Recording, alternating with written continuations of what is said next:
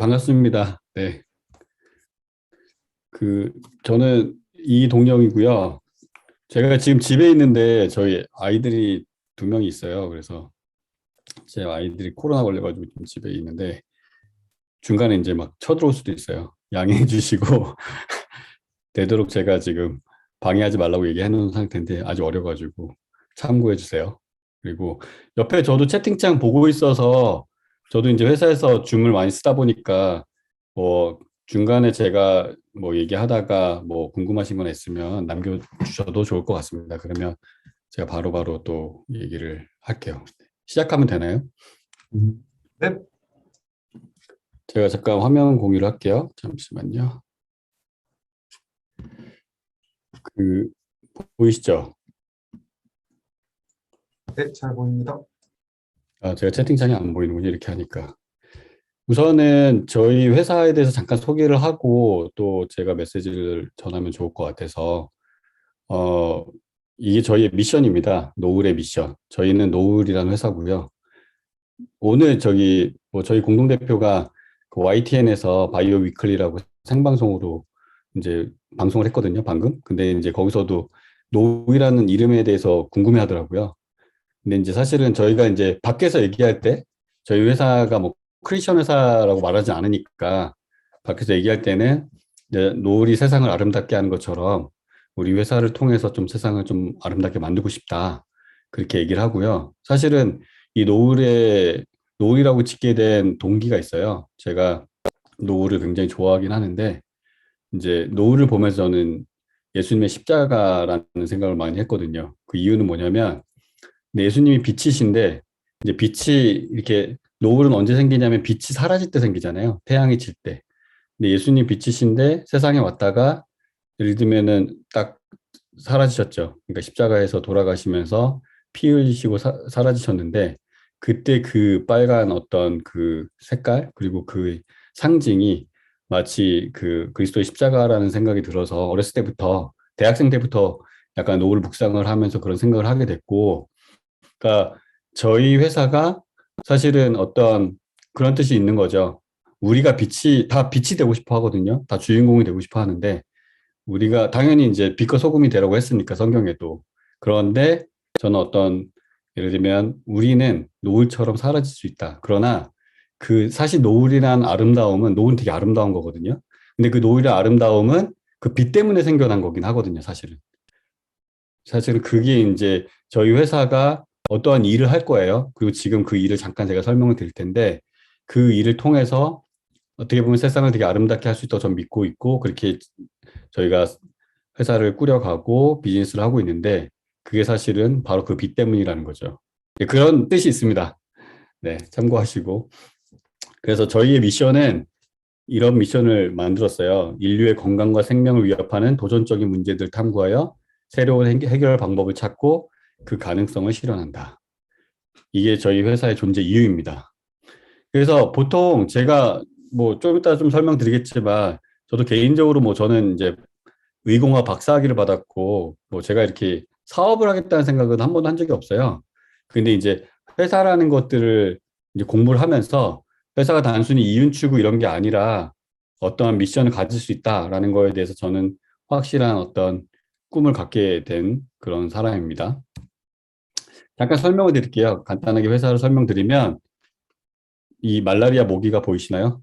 그래서 아마 뭐 아시는 분은 아시겠지만 저희는 말라리아 진단 쪽 새로운 시스템을 만드는 그런 회사고 바이오 회사입니다. 그리고 사실 이 말라리아는 굉장히 인류에게 치명적인 병이고 이걸 통해서 지난 100년 동안 노벨상이 4명이나 나왔어요. 그 정도로 위험한 질병인데 제가 이제 그 좀 이따 설명드리겠지만 저는 박사학위 마치고 아프리카에서 한 1년 반 정도 뭐 선교라면 선교 아니면 그냥 봉사활동 갔다 왔는데 이게 이제 현장에서 본 것들이죠. 아마 다 선교 MK이시니까 잘 알 거예요. 이게 이제 그거죠. 그 백신 냉장고. 이런 냉장고가 있죠, 실제로 현재. 그리고 이거는 본 적이 없으실 거예요. 아마 만약에 바이오나 뭐 의사가 아니면 여기가 바로 이제 말라리아 진단 실험실이에요. 물론 말라리아는 우리 그 코로나에서 이렇게 신속 항원 진단처럼 자가 키트가 있지만 그거는 사실 정확도가 떨어지거든요. 실제로 제대로 진단하려면 PCR을 하잖아요. 코로나의 경우. 비슷하게 말라리아도 확진을 하려면 이런 현미경 진단을 해야 되는데 이게 어떻게 보이시는지 모르겠지만 되게 문제가 많아요. 이게 바로 제가 이제 여러 나라를 돌아다니거든요. 저는 뭐 말라위, 에티오피아, 뭐 가나, 뭐 캄보디아 뭐 이런 나라를 가는데 다 비슷해요. 여기는 이제 캄보디아에서 제가 한 3, 4년 전에 찍은 사진인데 보시면 현미경이 있는데 현미경이 좀 독특해요. 아마 전공자 아니면 잘 모르시겠지만 여기 보면 거울 보이세요? 현미경에? 원래 빛을 쏴야지 보일 수 있는데 이게 이제 말라리아 기생충을 이제 관찰하는 거거든요. 현미경으로 봐야 되는데 저기 보면 이제 거울이 달려 있죠. 지금 보면 이제 바깥에 있어요. 그러니까 결국은 저런 현장에서 말라리아 진단을 지금도 하고 있다. 저한테 좀 충격적이긴 했어요. 재밌는 거는 이 아프리카든 뭐 동남아시아든 뭐 이 말라리아가 있는 그 병원 실험실이 100년 전 기술을 그대로 사용하고 있는 거예요. 진짜로. 저는 깜짝 놀랐어요. 이게 이제 단순히 우리가 뭐 월드비전이나 뭐 이러면 뭐 굿네이버스, 기아대책교 뭐 이런 데서 뭐 이렇게 저희가 뭐 이렇게 그 돈을 내고 거기서 뭐 이렇게 진단 키트도 사고 약도 맡기고 이렇게 하잖아요. 근데 사실은 실제 현장에서의 그런 이런 문제들이 있는 거죠. 이 100년 전 기술을 그대로 사용하면서 정확도는 한 6, 70%밖에 안 되고 이런 일들을 제가 이제 실제로 목격하게 된 거죠. 그러면서 저희가 만든 게 바로 요 앞에 보이시죠? 요 제품. 요 제품이에요. 아프리카에서든 어디서든 정말 실험실과 테크니션과 어떤 리소스 없이도 완전히 그 문제를 해결할 수 있는 세계 최초의 이런 제품을 만들었어요. 그러면서 저희가 이제 뭐 코스닥 상장에 대해서 어떻게 생각할지 모르겠지만 저희가 6년 만에 코스닥 상장을 했는데 저희가 말라리아 진단 키트로 상장을 했어요. 아마 이거 왜냐면 말라리아는 시장을 봐서도 굉장히 적고 많은 사람들이 왜 이걸로 사업을 하냐 그리고 투자는 받을 수 있겠어? 했지만 저희는 투자를 500억 이상 받았고 국채까지도 200억을 받았고 원천 특허도 76건이 있고 굉장히 어떻게 보면은 저도 상상하지 못했지만 굉장히 커진 거예요. 그리고 세계 최초의 제품이고 제가 몇 가지 뭐 되게 자랑할 만한 일이 있긴 한데 제가 게이츠 재단에서 빌 게이츠 재단에서 매년 이제 그 컨퍼런스를 해요. 게이츠 재단에서 이제 그 아카데믹한 쪽에 돈을 그랜트를 많이 뿌리거든요. 근데 저희는 이제 코이카와 같이 일을 하게 되면서 게이츠 재단 컨퍼런스에 3년 정도 제가 참여를 했는데 2019년도에는 저희가 베스트 프레젠테이션 상도 받았죠. 저희 말라리아 기계로. 저는 뭐 그런 사람이 아니었는데 이런 일이 벌어졌어요. 근데 저는 이 노블이라는 회사를 창업하면서 저희가 가지고 있었던 어떤 삶의 어떤 여정과 어떤 그 생각들을 좀 나누려고 해요. 우선은 간단하게 제가 회사를 소개를 드렸고, 잠깐만, 스탑 쉐어를 끌게요. 그, 첫 번째 이야기는 제가 그냥 어떻게 보면 제가 어떤 이야기를 하기보다는 제가 그냥 살아오는 이야기를 그냥 해주는 게 좋을 것 같아요. 그래서 그렇게 제가 준비를 했고, 제 20대를 한번 먼저 생각을 해보면 제가 이제 45살입니다. 20대는 고통이다. 그냥 제가 정의를 내렸어요. 이제 그 부제로 제가 인식과 은혜를 얘기했는데 잠깐 이렇게 보여드리면 제가 한동대 들어갔어요. 여기 이 X좌표하고 Y좌표 보이시죠? 그래서 한동대 들어갔을 때 엄청 기뻤죠.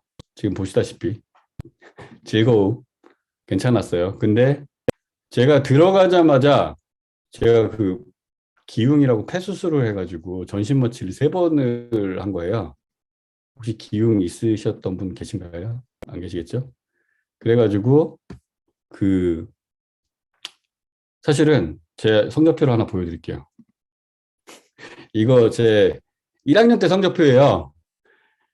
제가 여기 보이시죠? 이 취득 학점이 8.5학점 이거 2.6인데 원래는 1점 몇이에요. 근데 제가 이제 재이수해가지고 그래서 실제로 1학기 때 취득 학점 8.5학점이고 2학기 때는 원래 18학점에서 20학점 이상 해야 되는데 15학점 2.58이잖아요. 평점이. 그래서 거의 1점대가 2번 나왔어요. 이제 한 번만 더 하면 학고인데 그러니까 이게 왜 그러냐면 들어가자마자 지금 보시다시피 전신 마취를 했고 수술을 3번 했고 1년 동안 제대로 공부를 못했고 또 기숙사에 살았는데 기숙사에는 또 담배 피는 형들밖에 없어가지고 너무 힘들게 폐 수술했는데 왜 담배를 피는지 한동대도 담배 핍니다. 기숙사에서.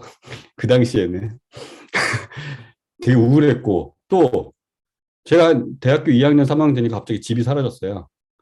갑자기 집이 사라지고 그래서 제가 이게 공장이 뭐냐면 그 99년도에 이제 휴학을 하고 제가 또 이제 공장에서 한 두세 달 일을 했죠. 이제 일을 하면서 그때 이제 예수원 가는 길 앨범 아세요? 노동은 기도요, 기도는 노동이라. 그 찬양을 들으면서 우울하게 살았죠. 그리고 졸업을 했습니다. 이렇게 이제 살다가 그 다음 병역 특례를 해서 좀 나아졌죠. 돈을 좀 버니까 나아지다가 다시 이제 유학 준비를 합니다. 유학 준비를 해서 다시 우울했죠. 왜? 돈이 없어요. 또 신림동의 방한칸에서 그때 연구원으로 100만 원 이렇게 벌면서 살면서 저희 집은 이제 집이 사라졌으니까 뭐 아무도 도와줄 수 없으니까 그렇게 해서 제가 그 대학 들어가서 그래도 한동대 들어갔는데 이제 1학년 때 그 OT 때 그 Why Not Change the World 얘기하잖아요. 어떤 세상을 바꾸는 그런 비전을 얘기했는데 그때 그런 막연한 꿈은 있었어요. 그러니까 뭐라 그럴까 그 뭔가 글로벌한 어떤 리더로 되는 거, 그래서 좀 세상을 넓게 살아가는 거. 그래서 미국을 가겠다고 생각했는데 이렇게 힘들게 살았지만 이제 제가 이제 28살 때 유학 준비를 했는데 그때 이제 우리 아버지가 네가 돈도 한 푼도 없고 우리 도와줄 수도 없는데 무슨 미국이냐 그래서 막 비웃으셨거든요. 근데 결국은 가게 됩니다. 11개 썼는데 하나 붙었어요. 일리노이 주립대 하나 붙어가지고 미국에 갔고요. 그 일주일 동안 제가 시카고에 있었거든요. 시카고에서 너무 행복했어요. 일주일만. 네, 그렇게 20대를 보냈는데 제가 실제로 20대 삶은 정말 내 통장은 그 병특 때 한 2년 반 정도, 3년 이 정도 빼고는 끊임없이 마이너스에 그러니까 저는 22살 때 독립을 했어요. 완전 경제적으로 완전 독립을 했고 이렇게 힘들게 살다 보니까 거의 계속 마이너스. 맨날 사람들한테 돈 꾸고. 그렇다고 뭐 제가 공부를 엄청 잘한 것도 아니잖아요. 아까 성적표 보여드렸잖아요. 그리고 제가 영어도 잘 못해가지고 GRE 점수도 잘 안 나오고 막 진짜 그냥 모르겠어요. 그냥 그렇게 살았어요. 그리고 그 그렇게 계속 살았는데 그래도 그 안에서 제가 이제 인식과 은혜라고 한 거는 나에 대해서 그냥 인식을 하게 된 것 같아요. 그러니까 내가 어떤 사람인지. 근데 제가 그러면서 깨달았던 건 그냥 그 고통은 나를 정말 누구인지 알게 해주는 그런 통로이다. 그리고 그 가운데서 은혜를 경험했는데 그 왜 그러냐면 유학을 갔는데 유학 가면서도 그렇고 그때 제가 이제 학교 학창 시절 때 되게 힘들 때도 그렇고 굉장히 많은 친구들이 저를 도와줬어요. 그때 이제 굉장히 은혜로운 어떤 예를 들면은 진짜 그때 대학교 4학년 때는 막 자취도 했었는데 자취하면서 어떤 친구들이 이제 1년 동안 저와 같이 자취를 했는데 그 월세를 안 받는 거예요, 저한테는. 또 돈 없으니까 안 받겠다고. 실제로 그런 일도 있었고 너무 고마웠죠.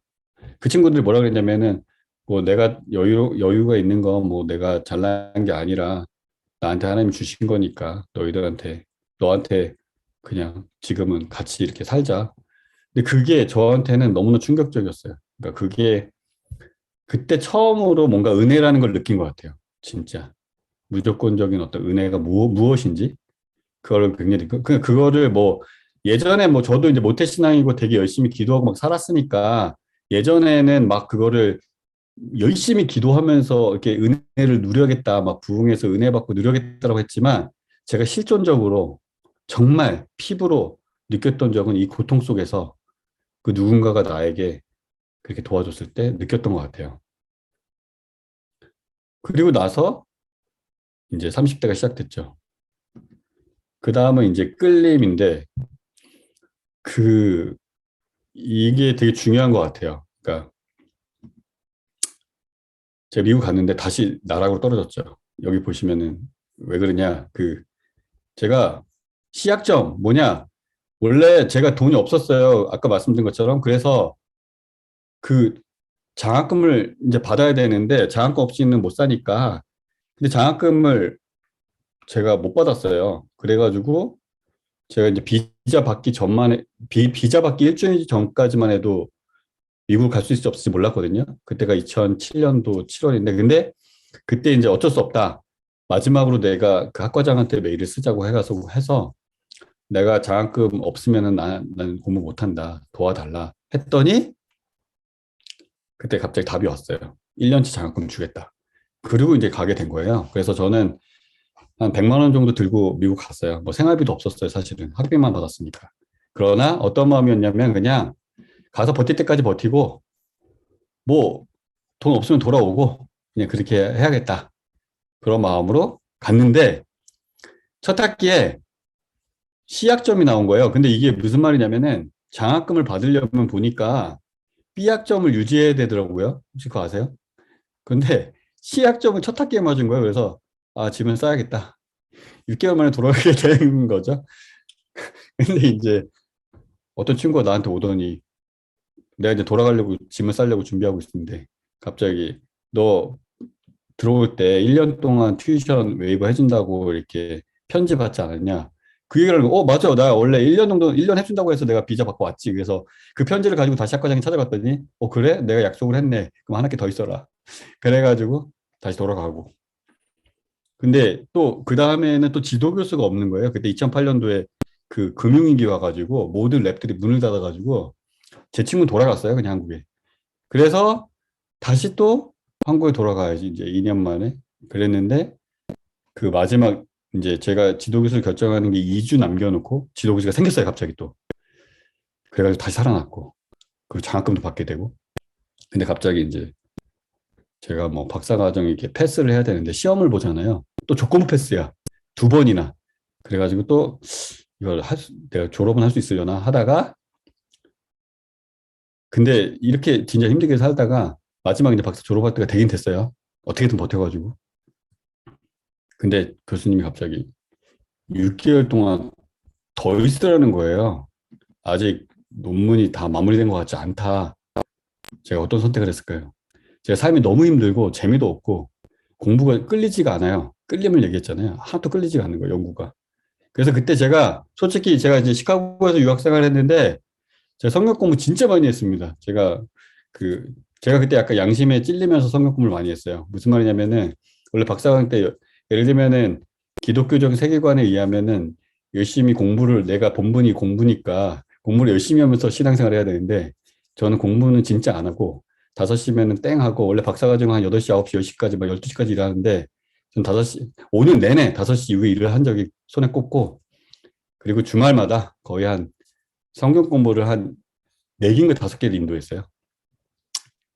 그렇게 이제 어떻게 위안을 삼았냐면 나는 십자가 지는 삶을 살 테니까 내 공부만 할 수 없어. 이러면서 위안을 삼고 한쪽에서는 되게 스스로 이게 맞나? 내가 이런 생각을 하면서 그러면서 박사를 졸업할 때 되니까 박사를 안 시켜주는데 그래서 제가 이랬죠.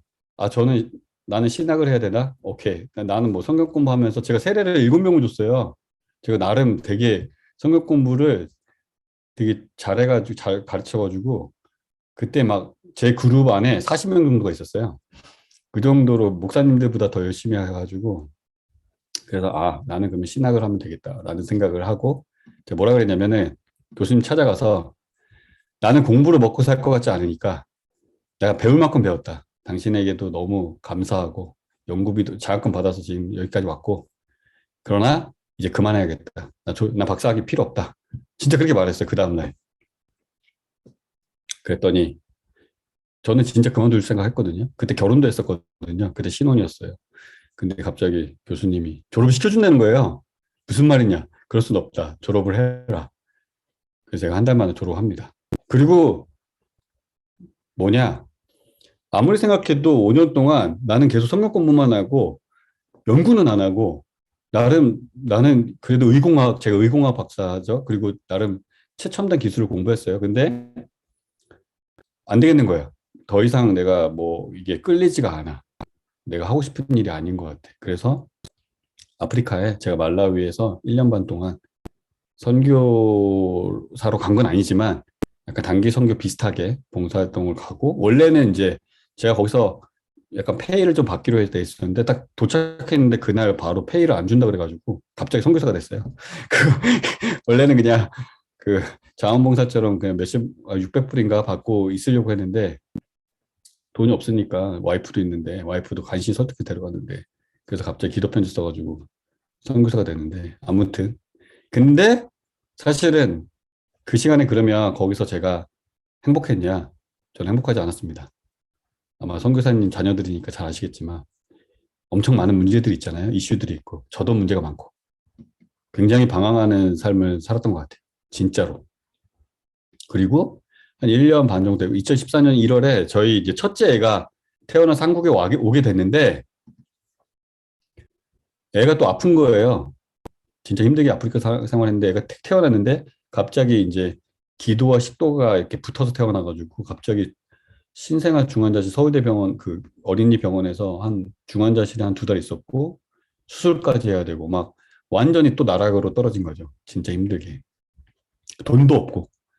그리고 사실은 막 한국에 왔는데 이제 뭐 어떻게 살아야 될지 모르겠고 난 연구하기 싫은데 어떻게 해야 이제 돈은 벌어야 되니까 다시 제가 이제 학교에 그때 이제 고대하고 서울대에 있었는데 이제 포닥으로 제가 연구원으로 갑니다. 근데 그때 제가 이제 그런 생각을 하게 된 거예요. 제가 이제 뭐 한국에 돌아오고 싶어서 돌아온 건 아니었지만 그리고 이런 상황이 벌어졌는데 아프리카에서 이제 살다 보니까 제가 이제 어떻게 보면은 이제 의공학을 공부를 했고 그리고 제가 어떤 현장을 보다 보니까 진짜 무엇을 해야 되겠는지를 좀 알게 되는 거예요. 무슨 말이냐면 아까 보여드렸던 그런 문제들 있잖아요. 그런 문제들이 심각하고 그 문제를 내가 해결할 수 있다고 하면 진짜 재밌게 연구할 수 있겠다라고 생각을 한 거죠. 그러면서 이제 제가 이제 2015년도 1월이에요. 그때가 제가 몇 살이지? 38살 때인가 39살 때. 그때 이제 그 서울대에서 이제 연구를 시작해야 돼요. 근데 우리 교수가 약간 또라이긴 한데 저한테 뭐라 그러냐면은 저를 원래 뽑으면 안 돼요, 이 교수가. 여기 연구실 되게 좋은 연구실인데 제가 그때 논문 실력도 없고 아프리카 살다 왔잖아요. 그리고 뭐 엄청 저는 그냥 어떻게 보면 삼류 과학자로 생각을 했어요. 근데 여기 진짜 좋은 랩인데 여기서 저를 이제 처음 와서 이제 세미나를 하라고 한 거예요. 세미나를 하는데 우리 교수가 갑자기 이제 끝나고 날 오라고 하더니 뽑고 싶대요. 근데 재밌는 게 뭐냐면 이력서를 안 봤대요, 제 이력서를. 그래서 무슨 말이냐 그랬더니 자기는 그냥 너가 누군지 궁금하다. 그래 나는 이력서 안 본다. 근데 너 세미나 들어보니까 마음에 든다. 그러면서 오라는 거예요. 만약에 이력서 봤으면 아마 안 뽑혔을 거예요. 제가 사실은 그 전에 여러 군데 넣었었거든요. 뭐 대기업도 넣고 뭐 좋은 뭐 키스트나 뭐 되게 좋은 연구실도 넣고 근데 다 떨어졌거든요. 근데 여기서 붙은 거예요. 저도 황당했죠, 사실. 이 랩에 들어갔어요. 여기는 진짜 1년에 연구비도 막 20억씩 있고 엄청 좋은 앱인데 제가 너무 감사했죠. 이런 데 들어갈 수 있다니. 그런데 거기서 교수님 뭐라고 했냐면 네가 하고 싶은 거 해라. 약간 그 교수님 그런 스타일이에요. 되게 자율적이면서 창의적인. 서울대에서 굉장히 유명한 교수긴 한데 그래? 그러면 나는 말라리아 연구를 하겠다. 내가 말라리아 진단 연구를 하겠다라고 했어요. 근데 이제 그 교수님 뭐라고 했냐면은 내가 너한테 근데 학생들을 줄 순 없고 네가 학생들을 설득해가지고 같이 그런 일을 해보라고 하는 거예요. 그래서 제가 학생들을 설득했죠. 거기 이제 박사과정 학생들이 한 2, 30명 있었는데 근데 같이 하는 사람이 있었을까요? 없었을까요? 네, 없었습니다. 아무도 말라리아에 관심이 없었고 어디서 말라리아 샘플도 못 구하는데 그래서 혼자 하면 또 교수님이 그러더라고요. 너 혼자 하면 네 능력이 없는 거다. 너는 어떻게 애들 설득도 하나 못하냐 막 이러는 거죠. 그래서 그때 신입생이 한 명 왔는데 카이스트에서 온 친구가 있었는데 이 친구가 약간 이제 서울대들한테 약간 이렇게 따처럼 당해가지고 약간 느낌에 그래서 얘를 공략해야겠다 해가지고 얘를 그냥 제가 한 달 동안 꼬셔가지고 얘가 근데 그래도 갓 크리스찬이었어요. 뭔가 나름 이게 기독교인이 아니었는데 이제 아주 새신자 같은 친구였어요. 그래서 갑자기 제가 이제 얘기했죠. 아, 이거 진짜 의미 있는 일이고 이걸로 우리는 뭔가 바꿀 수 있다. 그래서 걔가 이제 설득이 당해가지고 저 둘이서 시작을 했죠, 말라리아. 그런데 제가 이렇게 연구를 하면서 그 제가 아까 보여드렸던 그 제가 특허가 지금 한 70 몇 개가 있어요. 80개가 넘어가고 있는데 3개월 만에 제가 그 세상에서 처음 만든 기술을 만들게 돼요. 진짜 3개월 만에. 그게 이제 고체 염색 기술이라는 건데 그건 저희 논문도 나와 있고 특허도 나와 있지만 이게 사실은 노을의 시작이 됩니다. 이때 이 연구를 하면서 이제 임찬영 대표라고 이 친구도 뭐 목사 아들이고 이 친구가 이제 고등학교 친구인데 저한테 연락이 와가지고 어떻게 하게 같이 이렇게 창업을 하게 된 거예요. 창업을 하게 됐는데 제가 재밌는 게 뭐냐면은 저는 어떻게 보면은 이 연구라는 거를 뭐 아까 말씀드렸잖아요. 학창 시절 때는 관심이 없었고 그랬는데 그 현장을 보고 오고 그리고 거기서 제가 분명한 그런 뭔가 미션이 생긴 것 같아요. 그러니까 미션이라는 거는 그러니까 이게 이제 어떻게 설명해야 될지 모르겠지만 아까 그 제가 끌린다라는 거는 제가 어떤 말을 하고 싶어서 끌린다라고 얘기했냐면 실제로 우리가 어떤 일을 하거나 우리가 어떤 예를 들면은 퍼포먼스를 내거나 우리가 어떤 예를 들면은 되게 뭔가 이렇게 그 어떤 행복감을 느끼는 것들 있잖아요. 그런 것들은 저는 반드시 끌려야 된다라고 생각을 해요. 근데 끌린다라는 거는 약간 만유인력의 법칙처럼 하나님의 예를 들면 우리는 기독교인이니까 하나님께서 우리에게 본능적으로 어떤 주시는 그게 어떤 영혼에 어떤 넣어 주시는 어떤 그런 가치가 있다라는 거죠. 이제 그거에 끌린다라는 거죠. 그게 무슨 말이냐면 저는 그 아프리카에 있는 그 세상의 어떤 복잡한 문제, 어려운 문제, 아까 말했던 말라리아의 그런 이슈들, 그리고 그 실험실의 어떤 환경들, 그런 것들을 보면서 아, 이 문제는 반드시 해결돼야 되는데 라는 그런 인식이 생긴 거죠, 사실은. 그러면서 어떤 그거를 내가 해결할 수 있으면 어떤 그거는 정말 의미 있겠다라는 그런 생각을 하게 된 거고. 근데 그게 결국은 뭐냐? 내가 해야 되는 어떤 그런 예를 들면 미션으로 발전을 하는 거죠. 그러니까 미션이라는 거는 어떤 존재의 이유라고 하면 내가 그것을 통해서 어떻게 보면 내가 살아가는 어떤 힘을 얻을 수 있다라는 거죠. 그게 미션이라고 하면. 근데 이 직관과 영감이라고 제가 표현한 거는 직관이라는 거에 대해서 제가 이제 예를 들면 뉴로사이언스 혹시 뭐 인지과학이나 이런 것들을 공부하시는지 모르겠지만 이 사람이 가지고 있는 어떤 특성이 하나가 인식이거든요. 인식하는 내 존재를 인식하는 거. 근데 직관이라는 거는 되게 내 무의식 쪽에서 무의식적인 세계에서 나오는 거예요. 그러니까 내가 의식한다기보다는 뭔가 팍 나오는 거거든요. 근데 그거는 우리 무의식 속에 있어요. 근데 이 뇌과학자들이 얘기하기를 이 무의식이라는 거는 어렸을 때 7살 전에 형성이 된대요. 대부분의 무의식적인 어떤 우리의 그런 것들은.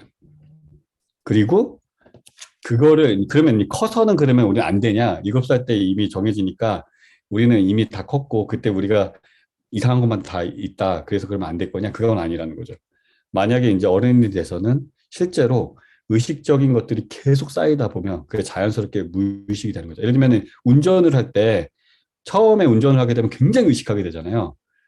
근데 운전을 막 5년, 10년 하게 되고 우리가 맨날 가던 길을 똑같은 데 가게 되면 어떻게 되냐면 어느 순간부터는 내가 의식하지 않고 그냥 막 하게 되는 거죠. 뭐 전화 통화를 하면서도 막 그냥 자연스럽게 운전이 되고 그런 게 이제 예를 들면은 무의식의 그 영역이죠.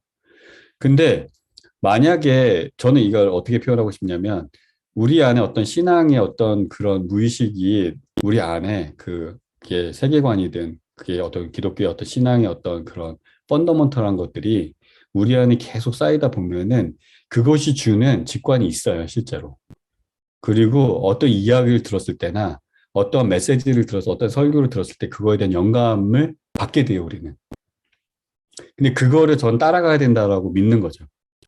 근데 우리가 선택을 할 때 제가 보면은 그거를 따라가지 않는 거죠, 우리는. 왜냐? 우린 다시 의식을 해요. 뭐냐?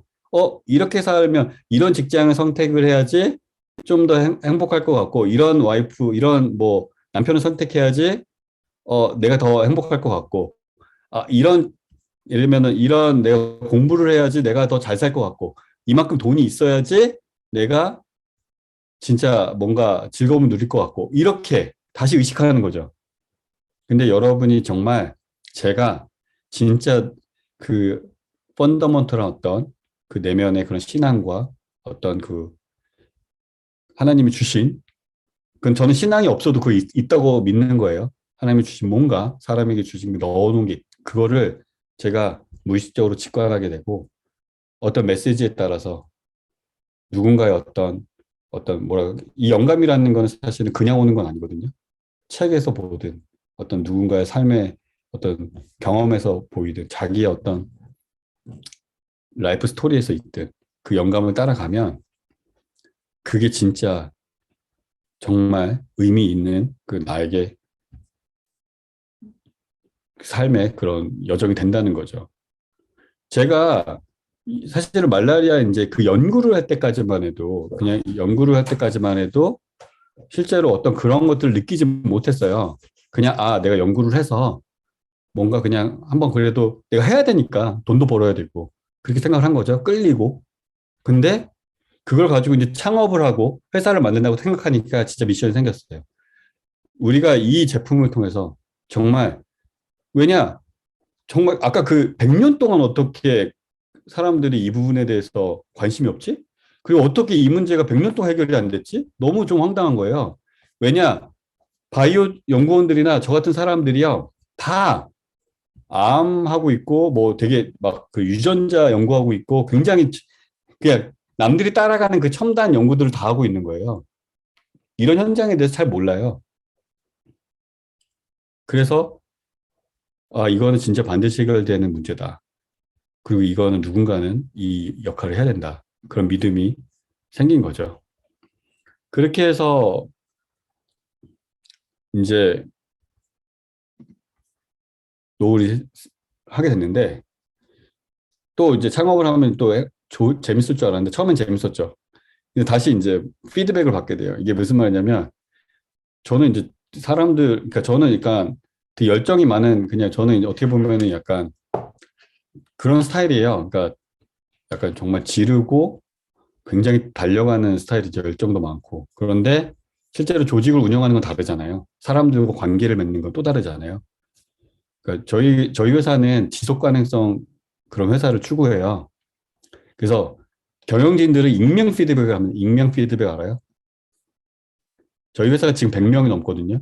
익명 피드백이 뭐냐면 누구든지 나에 대해서 하고 싶은 말을 익명으로 해라. 이제 제가 그걸 봤는데 제가 깜짝 놀랐어요. 그러니까 제가 원래 사람이 모나서 그건 저도 이제 알고 있었는데 막 이런 거죠. 뭐 네가 하지도 못하는 일을 왜 나한테 시키냐. 그리고 너를 좋아하는 사람 반, 너를 싫어하는 사람이 반이다. 너 때문에 회사 나갔다. 막 이런 퇴사하는 사람도 있었으니까 제 친구도 나갔어요. 실제로 한동대 내 친구도 들어왔다 나갔어요. 걔가 욕하고 다닐 수도 있는데 뭐 그런 사람도 있고 별 사람들 다 있어요. 그러니까 완전하지 않죠. 저도 부족한 게 너무 많은데 정말 하기 싫더라고 회사가.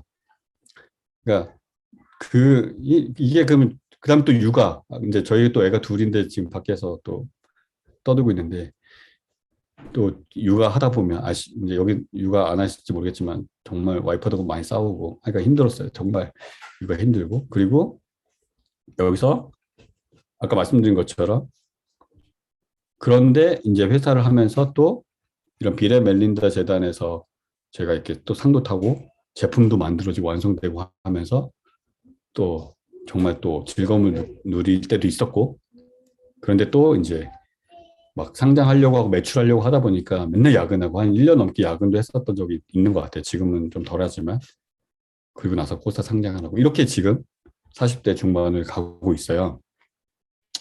여기서도 마찬가지로 저는 어떻게 보면은 모든 게 이렇게 어떻게 보면 이제 세상적으로 봤을 때는 뭔가 이렇게 성공한 라이프처럼 보이긴 하죠. 잠시만요.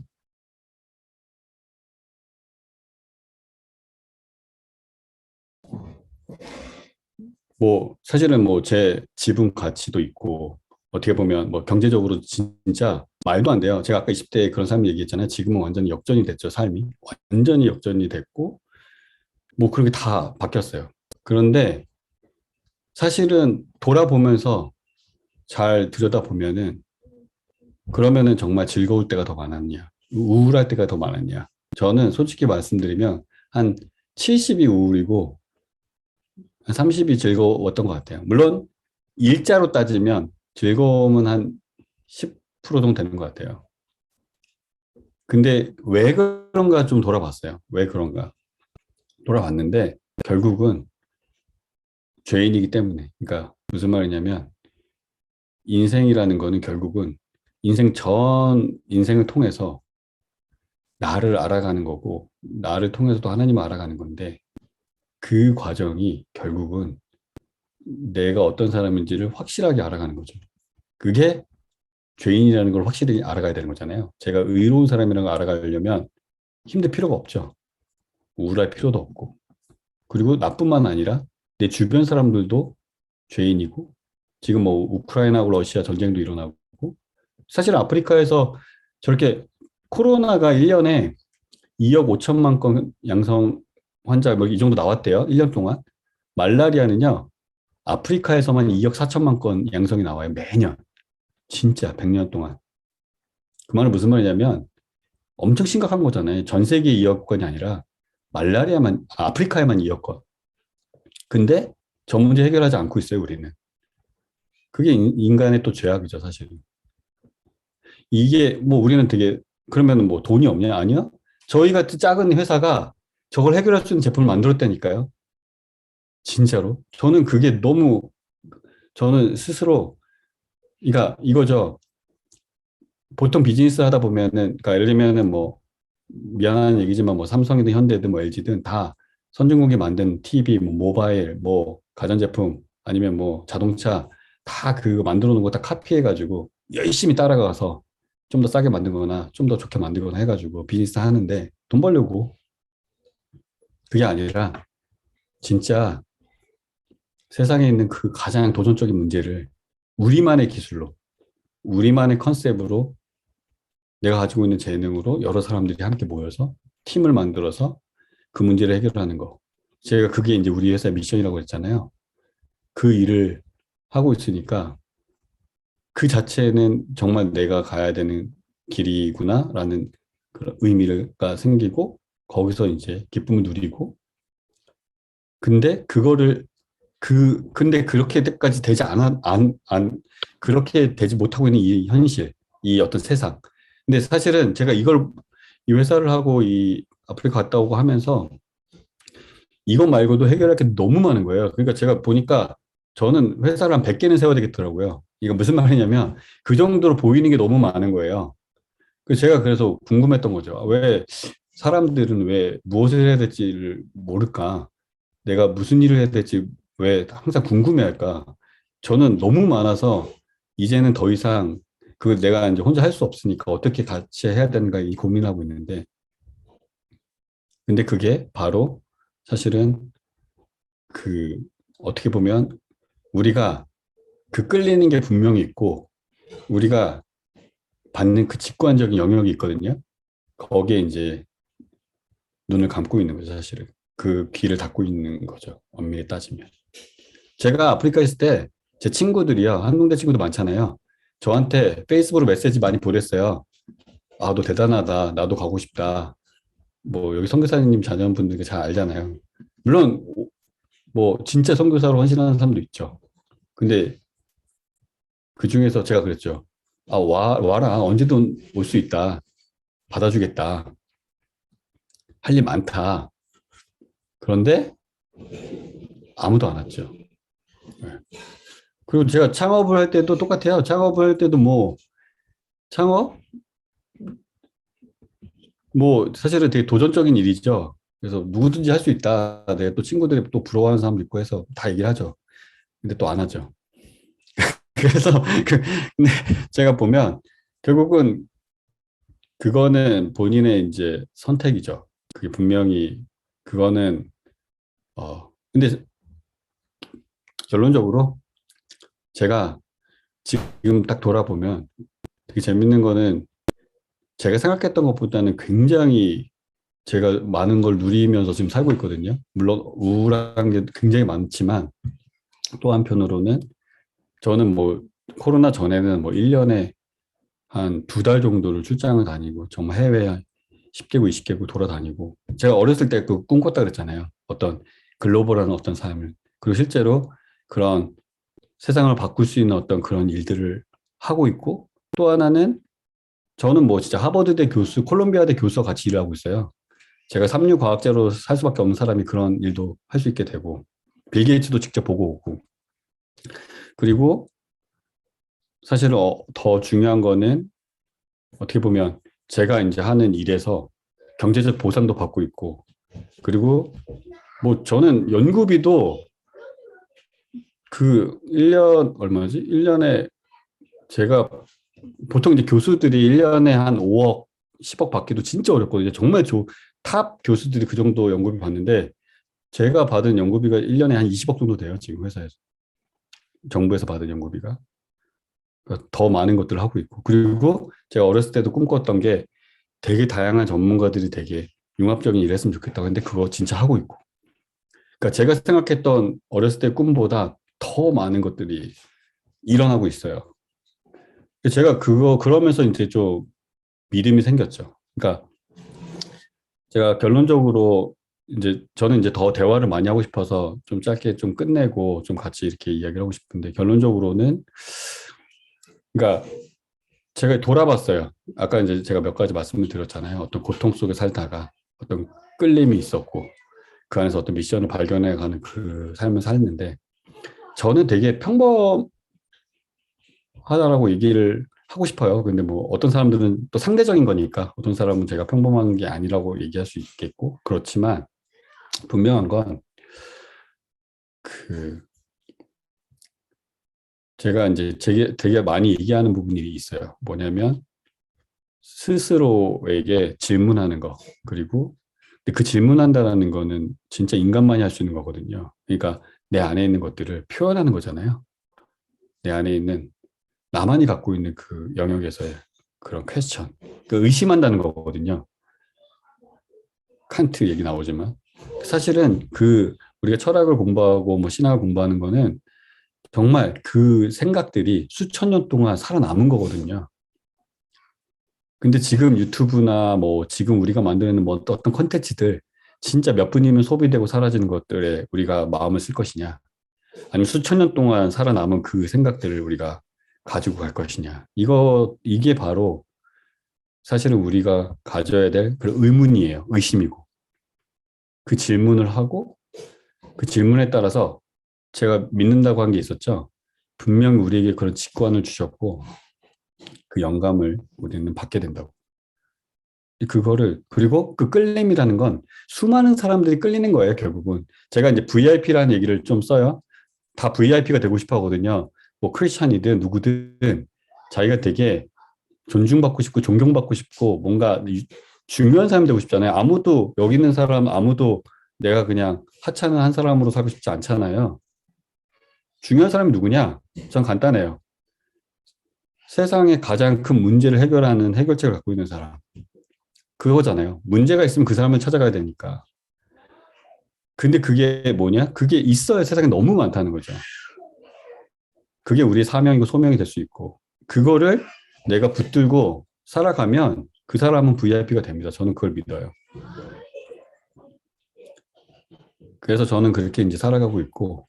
그러나 제가 이렇게 저는 좀 이렇게 그래도 좀 이렇게 솔직하게 얘기하려고 많이 노력을 하는데, 그러니까 제가 이제 아까 우울함이라고 얘기했건 진짜 우울함이거든요. 지금도 우울함이 있고. 그거는 절대로 우리가 벗어날 수는 없다. 그냥 그걸 인정하고 가는 게 그냥 인생인 것 같고. 왜냐? 만약에 진짜 크리스천이라고 하면은 우린 죄인이라고 인정할 수밖에 없잖아요. 죄인을 인식하는 거는 진짜 고통스러운 거예요. 그 고통스럽게 내가 죄인이라는 걸 인식을 할 때 진짜 은혜가 있는 거지. 저는 지금도 죄인이라는 걸 인식하고 고통스럽게 살아요.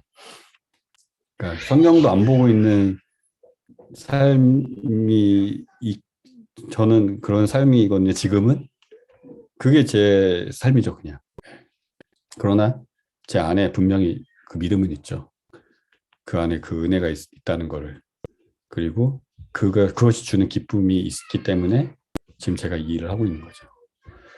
네, 이상 제가 우선은 네, 강의를 마쳤고 같이 대화하면 좋을 것 같아요. 질문하고 대화하면 좋을 것 같습니다. 남은 시간. 네, 감사합니다. 네, 오늘도 정말 바쁘신데 이렇게 또 귀한 시간 내주시고 또 이렇게 저에게 또 좋은 강의를 해주셔서 감사합니다. 네, 궁금한 질문들이 많이 있을 것 같은데 네, 자유롭게 네, 손을 들고 질문을 네, 직접 해주셔도 좋을 것 같아요. 혹시 질문 있는 MK 있으면 이동영 대표님께 질문해도 좋을 것 같습니다.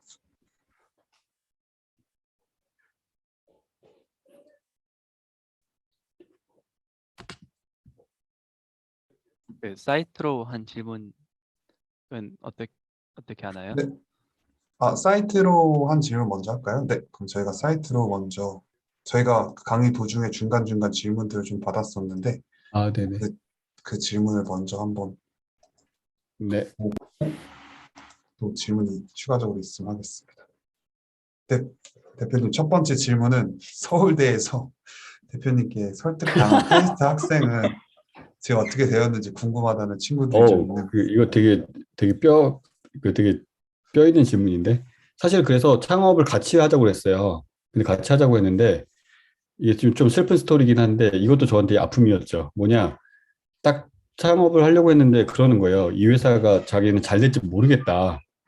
그냥 망할 수도 있을 것 같다. 그러더니 갑자기 조인한다 그랬다가 한 달 만에 그만뒀어요.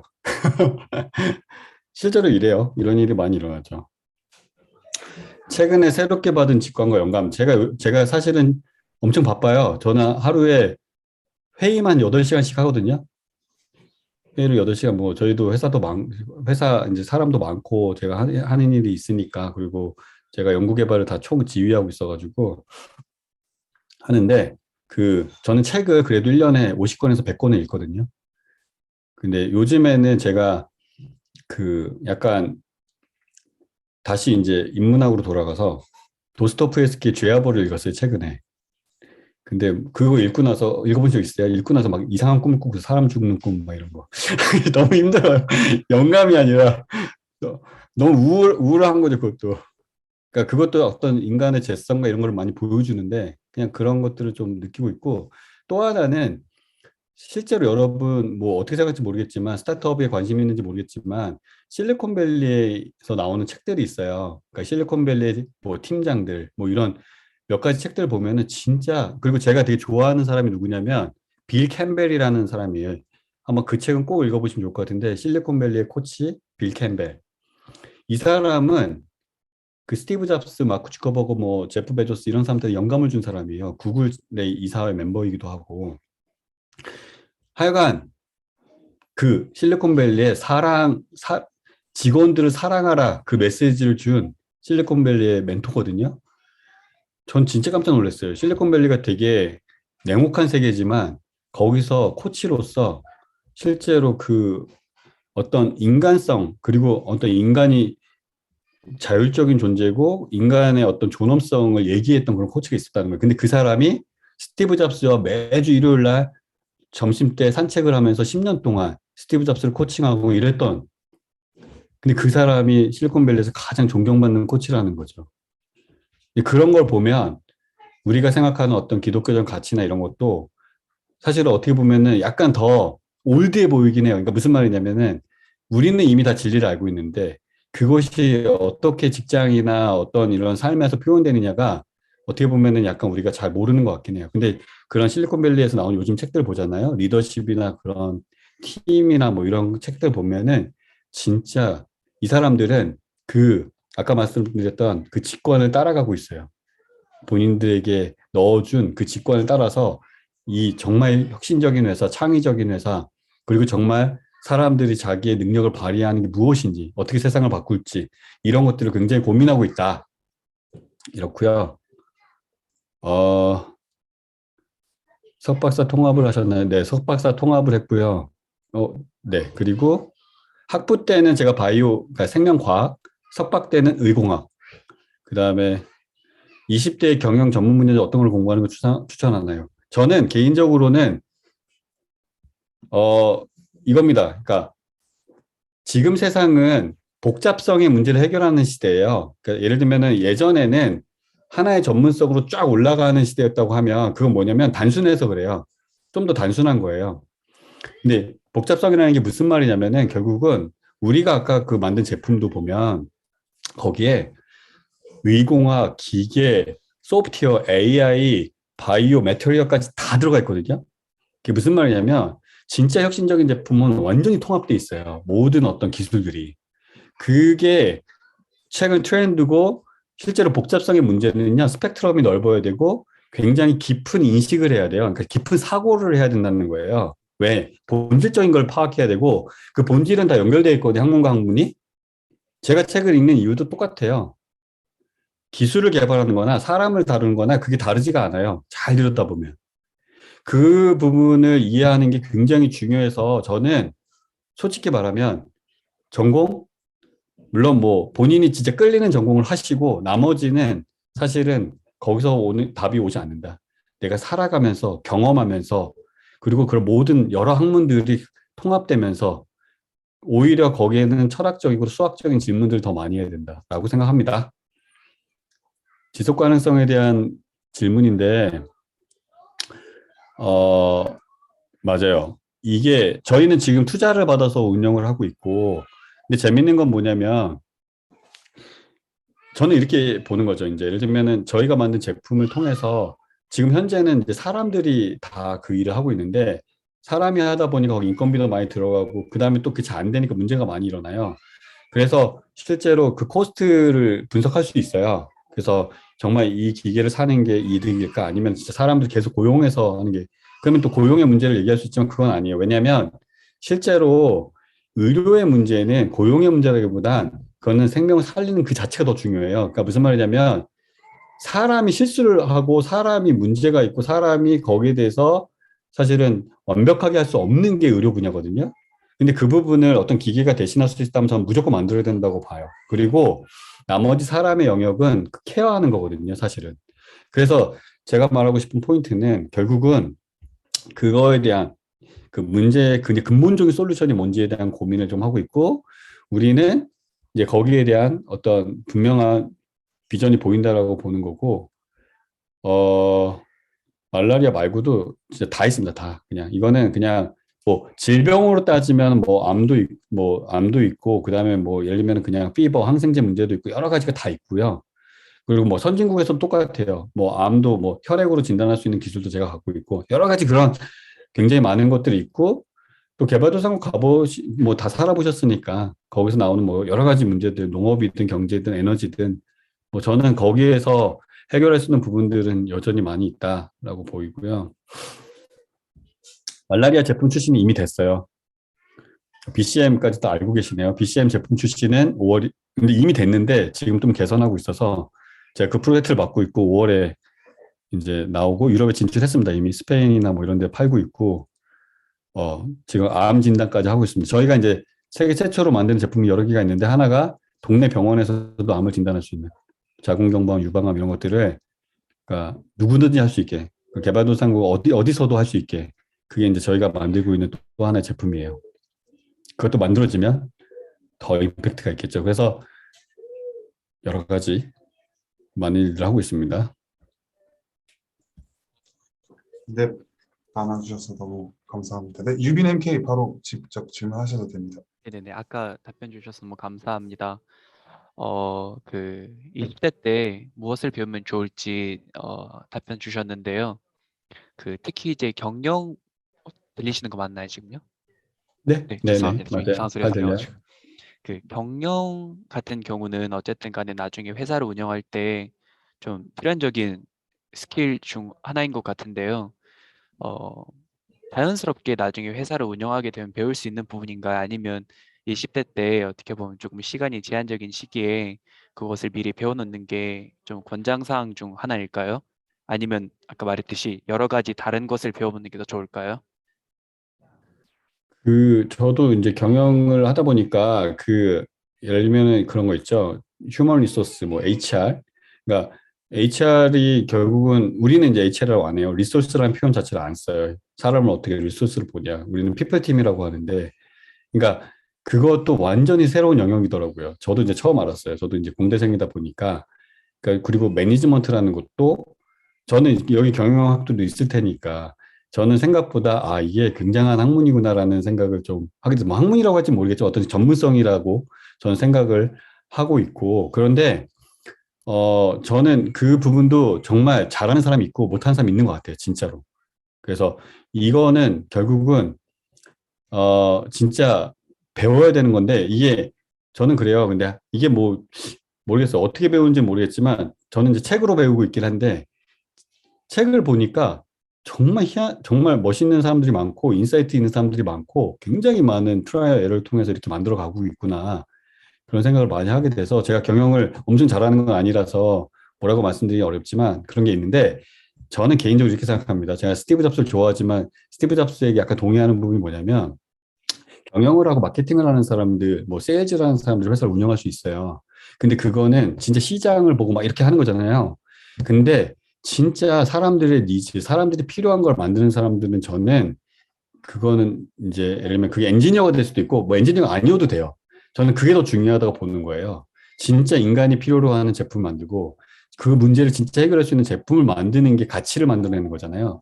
근데 그 가치를 만들어내는 게 비즈니스의 코어라고 저는 믿어요. 그냥.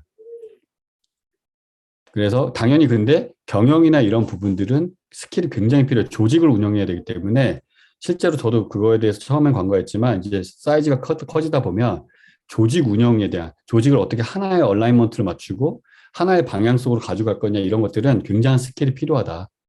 그래서 그것들은 책이나 뭐 아니면 그런 코칭이나 그리고 저는 개인적으로는 모든 사람들은 이제 제가 그런 말 동의하는데 죽을 때까지 코칭을 받아야 된다고 저는 믿거든요. 그만큼 우리는 모르는 것도 많고 배워야 되는 것들이 많기 때문에 그리고 사람한테 먼저 가는 사람들한테 배우는 게 제일 빠르겠죠. 예. 감사합니다. 감사합니다. 또 혹시 질문 있는 기회들 있으면 흔한 기회가 아니기 때문에 여러분들 또 질문을 집중해서 질문이 좋을 것 같습니다.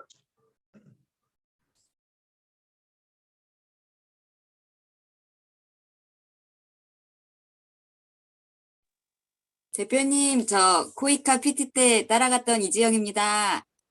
안녕하세요. 네네. 누군지 알아요. 저 대표님 그 이름 나온 거 보고 저 3만 원 내고 등록해서 들어왔습니다. 아, 다른 게 아니라 애들한테 그 얘기를 해주시면 좋을 것 같아요. 제가 사실 대표님 처음 사업 시작할 때 혼자 시작할 때 제가 그때 같이 있었던 사람이라 대표님 회사의 성장을 제가 뭐 옆에서 자세히 본 건 아니지만 제가 정말 산 증인 맞죠, 대표님? 네, 네, 네, 저 진짜, 맞아요. 맞아요. 네, 네. 진짜 신기합니다. 대표님 회사 성장하는 거, 이렇게 뉴스 기사나 이렇게 페북 올리실 때마다 보면서 너무너무 신기했었는데, 대표님 처음 시작했을 때 진짜 아무것도 없이 시작했었던 그때를 얘기해 주시면 청년들이 좀 많은 도움이 되지 않을까 하는 생각이 들어서 지금 개인적인 스토리부터 해서 경영에 대한 그런 시간 짧다 보니까 이렇게 아우러서 얘기를 했었는데 제일 처음 시작했을 그때 정말 대표님 혼자 은퇴하러 갔을 때 제가 응원 갔던 그때 어떤 마음으로 시작을 했었는지 어떤 환경이었었는지 그 상황에서 하나님께서 어떻게 여기까지 오게 하셨는지를 얘기해 주시면 학생들에게 많은 도움이 될 것 같습니다. 네, 뭐, 좀 말씀 잘해주셨는데, 당연히 이제 아무것도 없었고, 저는 뭐 돈 한 푼 없이 또 사업을 했어요. 그러다 보니까, 그냥 그거죠.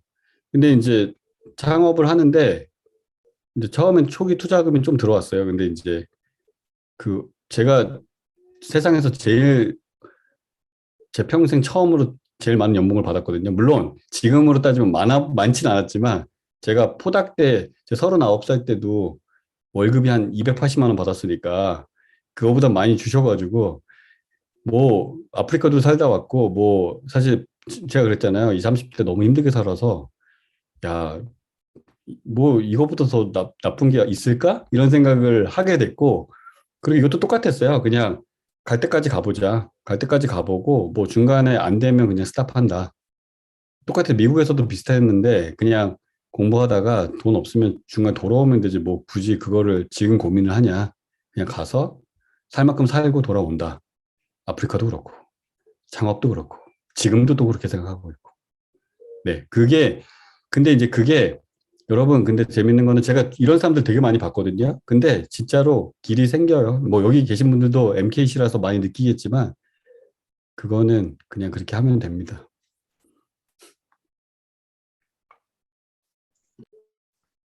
근데 진짜 하셔야 돼요. 끌리는 건 하셔야 돼. 안 그러면 후회하니까 그냥 하시고 실패도 하고. 저는 그런 마음도 맺었어요. 그러니까 회사가 또 잘 안 되면은 또 가끔 고소도 당하고 감옥도 갈 수 있어요, 실제로. 그것까지 다 염두에 두고 살아요, 그냥 기본적으로.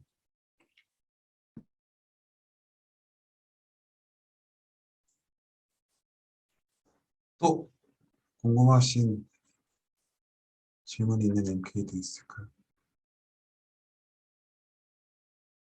제가 그럼 한 가지 질문 더 하겠습니다. 네, 대표님처럼 어떻게 보면 계속 어떤 목표를 향하여 계속 나아가는 분들을 보면 같은 하루를 삶에도 불구하고 그 하루 일과의 밀도가 굉장히 이제 다르다는 게 느껴집니다. 그렇다면 혹시 시간 관리는 어떻게 하시고 또 수면 패턴은 보통 어떻게 되시는지 되게 궁금합니다. 네네. 저도 그냥 평범한 사람이었어서 그런 거를 신경 안 쓰고 살다가 예를 들면은 이제는 좀 달라지긴 했어요. 그러니까 뭐냐면 시간이라는 게 엄청난 가치구나라는 걸 많이 깨달았어요. 그러니까 예를 들면은 제가 이제 어쨌든 책임지는 게 있고 사람들이 있고 회사가 있고 하다 보니까 이제 그리고 시간에 대한 가치에 대해서 되게 중요하게 좀 생각을 하게 됐고 그러면서 이제 드는 건 뭐냐면 결국은 이 자본주의 사회를 좀 이해를 하면 저는 이제 자본주의 사회에 대해서 되게 부정적인 인식도 많았고 물론 지금도 그런 부분들이 있어요. 근데 자본주의 사회에 잘 이해를 못했던 것 같아요. 근데 자본주의 사회는 완전히 다른 내가 생각했던 것과는 좀 다른 것 같아요. 이게 무슨 말이냐면 자본주의 사회는 약간은 그 가변적인 어떤 예를 들면 그 속성이 있는 것을 통해서 레버리지를 만들어내는 세상이에요. 이게 특히 이제 디지털이 발달되기 시작하면서 그게 더 커졌거든요. 무슨 말이냐면 예전에는 예를 들면은 예를 들면 누군가가 책을 쓰면 책이 예를 들면은 예를 들면은 우리나라라고 하면은 많이 팔리면 100만 권이 팔린다고 쳐요. 근데 지금은 어떤 세상이 됐냐면 그 책이 디지털화 시킬 수 있고 그리고 그게 전 세계에 한 몇 초면은 뭐 영국이든 미국이든 어디든 아프리카든 다 쫙 퍼지잖아요. 예를 들면 오징어 게임이 전 세계에 확 뿌려지는 것처럼. 그랬을 때 이게 어마어마하게 폭발적으로 증가하는 거죠. 굉장히. 그게 이제 사실은 레버리지인데 그게 이제 자본주의 사회에서 일어났고 또 그 다음에 그런 디지털 혁명이 일어나면서 그런 것들이 굉장히 가속화되고 있잖아요. 그 말이 무슨 말이냐면은 이 시간이라는 것이 예를 들면은 똑같은 시간은 아니에요. 절대로. 그 시간이 이런 것들을 만들어낼 수 있어요. 실제로. 그래서 예를 들면은 이제 거꾸로 다른 얘기를 해볼게요. 만약에 이제 어떤 헤어 디자이너가 있는데 헤어 디자이너가 예를 들면 그냥 하루에 머리를 깎아서 돈을 번다고 치면 그 머리를 깎는 그 숫자만큼 그 시간이 정해져 있잖아요. 그러면 거기서 얘가 맥시멈이에요, 맥시멈. 그런데 실제로 그게 또 레버리지가 일어나게 할 수도 있어요. 한번 잘 생각해 보셔서 어떻게 가능한지. 그 사람이 만약에 인싸가 돼버리면 그 사람이 갑자기 유튜브에 나오고 그 사람이 갑자기 인스타를 통해서 엄청나게 유명세를 타면은 그냥 이 사람한테 100만 원을 주고도 머리 깎으러 온다는 거예요. 줄을 쓰면서. 아니면 강의 한 번만 해도 1,000만 원을 받을 수 있어요. 그런 게 이제 사실은 그게 이제 자본주의 사회 그리고 지금 이 기술의 혁명이 일어나면서 나오는 그런 상황이거든요. 그거를 이해하기 시작하면은 사실은 시간에 대한 개념이 좀 바뀔 수 있어요. 실제로. 그러니까 내가 단순히 혼자 열심히 해서 그 레버리지를 만들 수 있느냐? 사실은 그게 안 될 거예요, 아마. 그럼 그걸 어떻게 할 수 있는가라는 거고. 그런데 이제 저는 이제 개인적으로는 제가 아까 말한 것처럼 전 남은 시간은 좀 운동도 하고 있고 거의 매일 한 30분에서 1시간 하고 있고 그 다음에 당연히 책도 최소한 만약에 여유가 있으면 1시간에서 2시간을 읽으려고 하고 있고, 주말에는 거의 책만 읽고, 물론 예전에는 막 드라마도 많이 봤지만, 그렇게 저는 살아가고 있고, 그게 왜 중요하냐면, 그거는 내 삶의 레버리지예요, 이거는. 그러니까 내가 이제 그런 것들이 차곡차곡 쌓이다 보면은 어느 순간 이게 엄청나게 폭발적으로 증가하는 게 오거든요. 무슨 말이냐면 이렇게 쌓여서 제가 나중에 책을 쓸 수도 있죠. 저도 회사를 하고 있고 나름의 어떤 그런 과정이 있으니까. 그럼 그게 또 엄청난 또 효과가 있겠죠. 이제 그렇게 나를 준비하는 거, 그게 이제 제가 살아가는 그런 스타일인 것 같아요, 지금은. 그리고 좀 달라진 거는 예전에는 뭐 시간이 남아서 누구나 다 만났지만 지금은 그럴 수가 없는 상황이 되긴 해요, 점점. 그것도 참 어떻게 바라봐야 될지 모르겠지만 제가 만날 사람을 정해야 된다는 거. 근데 그거는 여러분에게도 비슷할 거예요. 그게 나에게 영향을 주고 있기 때문에. 네, 감사합니다.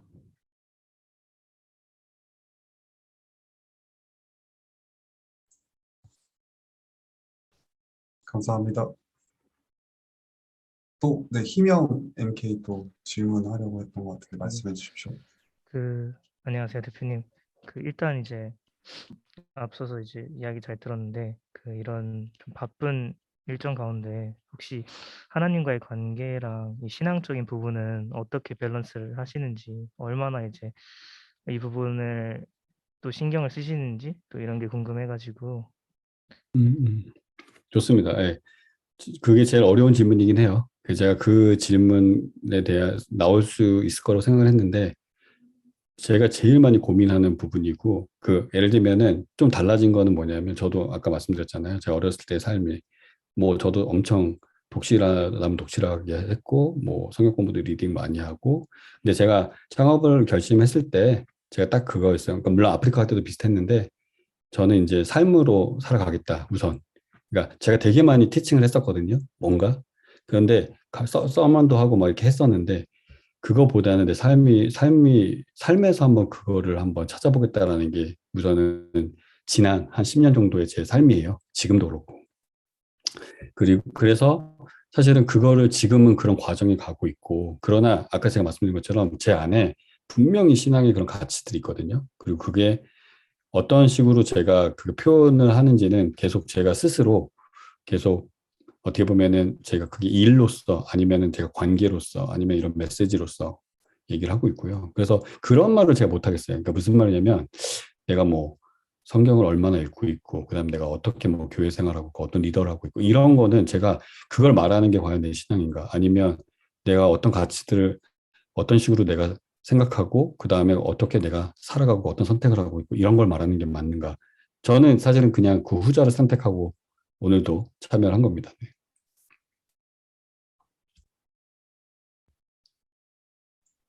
저도 질문이 하나 있습니다. 네, 마지막 질문 받을게요. 저 이제 애 재우러 가야 돼서. 대표님께서 끌림에 대해서 얘기해 주셨는데, 저도 이제 친구들이랑 이제 아무래도 대학 졸업을 준비하고 있어서 이런 얘기를 되게 많이 하는데, 끌림조차 발견하지 못하고, 아니면 혹은 끌림을 발견했는데 그게 하나님의 그 뜻과 이 방법에 연결시키지 못하는 경우가 되게 많은데, 그러한 상황에 있는 사람들에게는 어떤 조언을 해주실 수 있을지.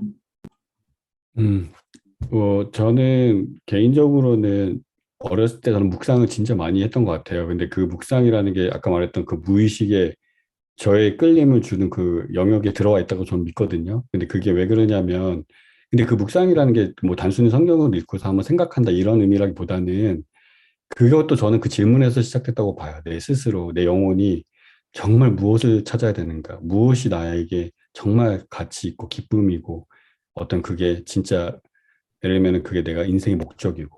근데 그 작업을 하지 않으면 사실은 그 끌림이라는 게 엉뚱한 데로 갈 수 있죠. 그게 되게 약간 욕망이나 아니면 진짜 말 그대로 그냥 겉보기식이나 아니면 진짜 그 피상적이거나 그렇게 될 수 있잖아요. 실제로. 그런 거 없이.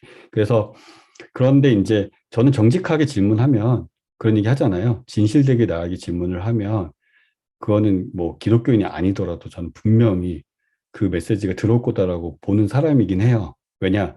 많은 사람들이 가치 있는 거에 대해서 반응을 하고 좋은 것에, 그러니까 진짜 우리가 인간에게 좋은 것에 대해서 이건 C.S. 루이스가 말하는 것처럼 어떤 선과 악을 이렇게 우리가 나름대로 저희 스스로, 그러니까 본능적으로 그것들을 느끼는 것처럼 그걸 따라갈 수 있다고 보는데, 그렇게 저는 질문을 하면 저 반드시 찾을 수 있을 거라고 믿어요. 그냥 고민할 수는 있는데 고민의 과정이고, 아까 말한 것처럼 그 가운데서도 우울하긴 하거든요. 뭐 상황은 반전이 되지 않고 여전히 혼란스럽고 하잖아요. 근데 이제 제가 지금 말할 수 있는 게 뭐냐면, 제가 20, 30대 되게 혼란스럽고 지금도 뭐 어려운 부분이 있지만, 근데 점점 확신이 드는 건 있어요. 아, 이렇게 살아온 게 맞았구나. 그리고 그 방향은 계속 누군가가 교정을 하고 있구나. 그게 하나님이겠지만 교정을 하고 계시는구나. 네. 그러니까 지금 이렇게 또 얘기를 하고 있겠죠, 아마. 제가 그래서 만약에 개인적으로 저는 사람들하고 대화하는 거 좋아하는데, 그런 게 진짜 궁금하면 제가 한 4시간 동안 질문할 수 있어요. 그러면 찾아질 수도 있어요. 네. 뭐 관심 있으시면 연락 주세요. 제가 이메일 드릴 테니까. 감사합니다. 네, 저 감사합니다. 이상 마칠게요, 그러면. 네, 지금까지 들어주셔서 너무 감사드립니다.